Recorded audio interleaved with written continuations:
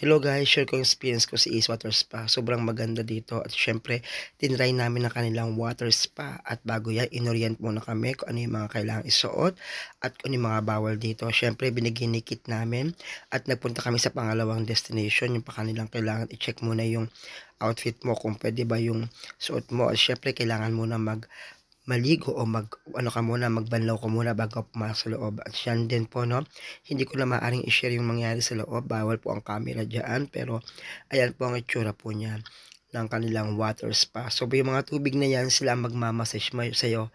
Meron yung sa tuhod, sa binte, sa likod.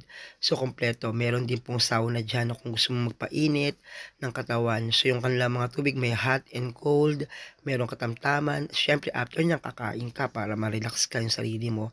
Meron silang buffet dyan na maaring makain mo. At siyempre, ito po yung pinag-stayan po namin. Sobrang maganda, sobrang nakaka-relax po talaga.